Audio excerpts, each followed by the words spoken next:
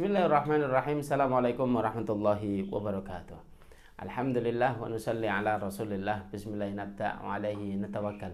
Rabbi israh li sadri wa yassir li amri wahlul 'uqdatam min lisani yafqahu qawli. Ya Fattah ya Alim, nasrun minallah wa fathun qarib. Teman-teman yang saya cintai dimanapun Anda berada, hari ini kita tetap membaca kitab yang sering kita baca, yaitu kitab Riyadhus Shalihin. Hadis yang ke-8, yang mana hadis yang ke-8 ini luar biasa sekali, menerangkan beberapa hal yang mana insya Allah akan kita kupas tuntas di pagi yang cerah ini. Kalau yang nontonnya pagi begitu, kalau yang malam yang luar biasa ini. Baik. Yang ke-8, Wan Abi Musa Abdullah bin Qais al-As'ari radhiyallahu anhu, bahwasanya hadis ini diriwayatkan oleh salah satu sahabat namanya Abi Musa Abdullah bin Qais al-As'ari. Nama asli beliau adalah Abdullah. Nah, ada kebiasaan namanya dikasih depannya Abi Musa, berarti beliau itu anaknya namanya Musa. Seandainya anak saya namanya Muhammad, berarti saya ini Abu Muhammad. Lah beliau ini Abu Musa, nama asli beliau Abdullah. Sehingga ini hal yang sesuatu yang biasa, menunjukkan oh ini bapaknya Musa, oh ini bapaknya Muhammad, ini biasa. Qais al-As'ari yang insya Allah diridhai oleh Allah Subhanahu wa Ta'ala. Apa? Lah ini su'ila Rasulullah sallallahu alaihi wasallam. Ada seseorang yang datang ke Rasulullah bertanya atas sesuatu kepada baginda Nabi Muhammad sallallahu alaihi wasallam. Apa yang dikatakan? Anir rajulin yuqatilus saja'ah. Ada seseorang yang dia itu berjihad karena memang dia itu punya potensi yang sangat luar biasa. Potensinya apa?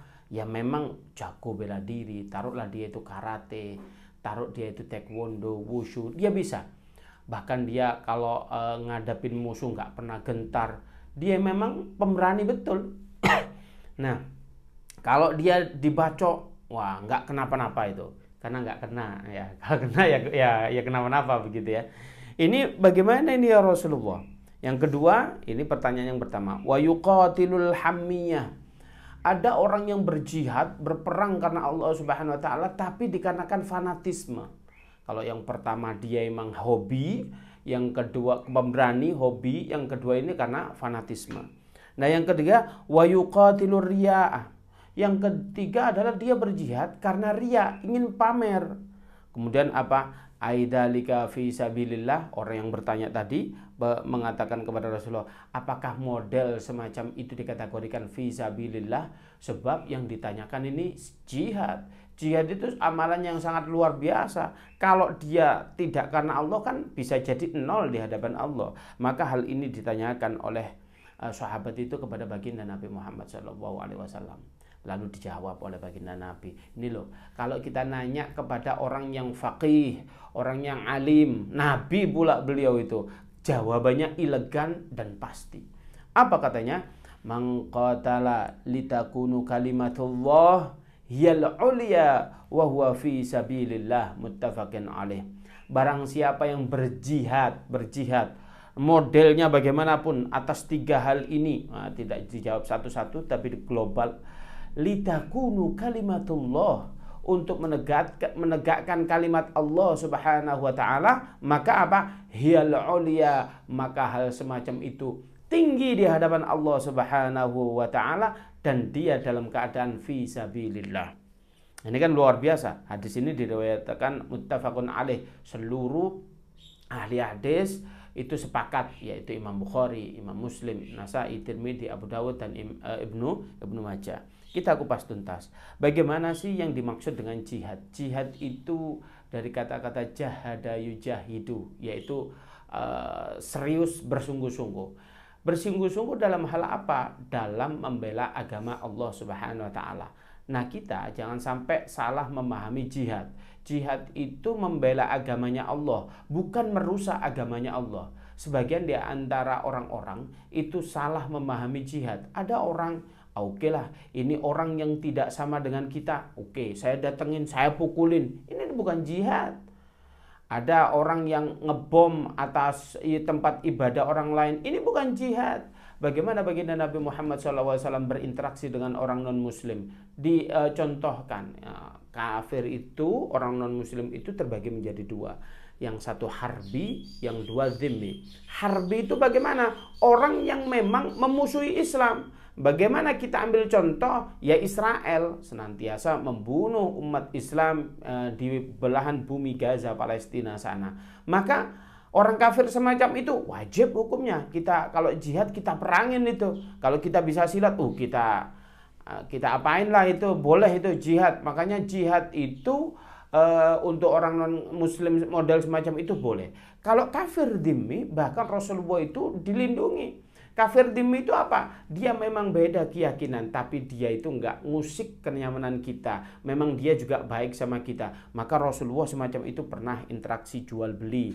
Rasulullah juga kalau punya makanan memberi terhadap mereka. Maka ada interaksi yang bagus. Maka Islam itu memang diturunkan oleh Allah Subhanahu wa taala rahmatan lil alamin.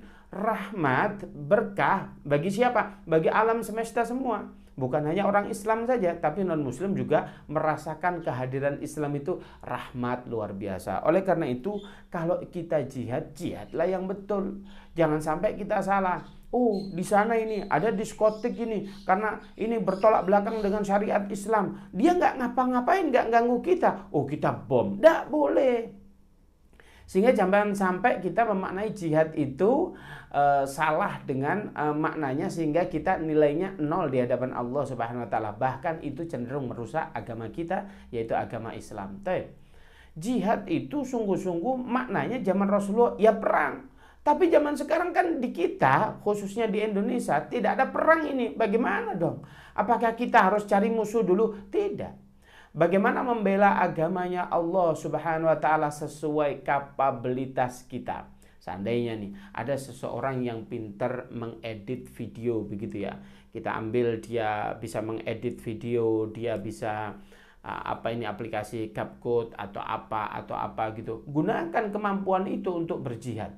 Dengan cara apa? Kita ambil contoh, ada seseorang kayak admin saya ini, pinter dia dalam mengedit video. Jihadnya bagaimana? Ya sudah, serius diedit video, tausiah para asatid, tadhkirah para asatid.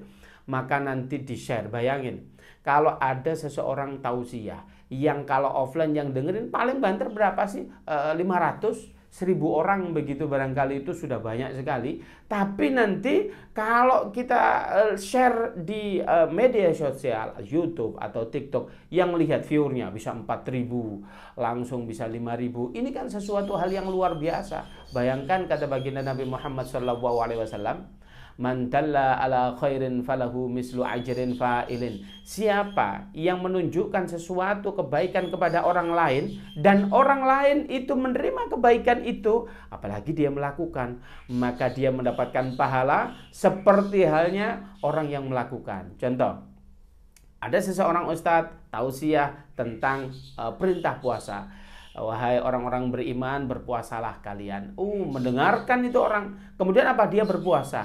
Kalau orang itu berpuasa atas tausiah dari ustadz itu, maka adminnya juga dapat pahala.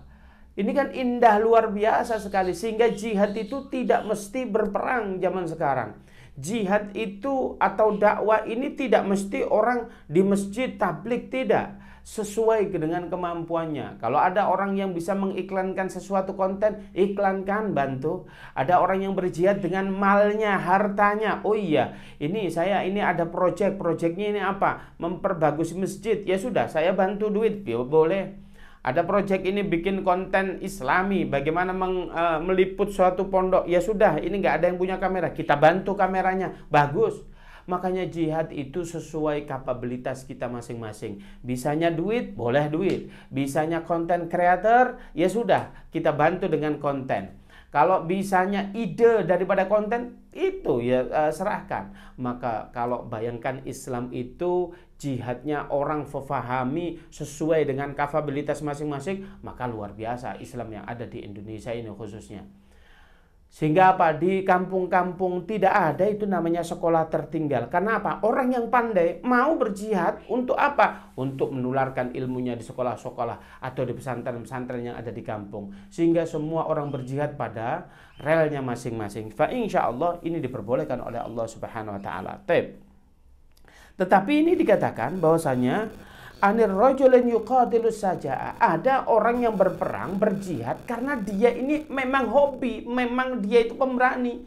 Lah, ini loh halusnya hati sahabat. Mengatakan bahwasanya dia itu memang jihad karena pemberani saja. Dia itu hobi loh, suka berantem begitu loh. Lah, apakah semacam ini nih boleh apa enggak? Nah, jangan-jangan itu enggak karena Allah. Apa dikatakan? Ya iyalah, kalau jihad itu harus berani. Lah ini orang mau jihad nggak berani, ya nggak bisa dong. Begitu juga zaman sekarang, kalau memang hobi Anda itu menjadi konten kreator, nggak masalah, itu bagian daripada jihad fi sabilillah. Oleh karena itu, ayo kita sadar yang pertama atas potensi diri kita masing-masing. Yang kedua, ayo kita mencari lahan dakwah yang sesuai dengan passion kita.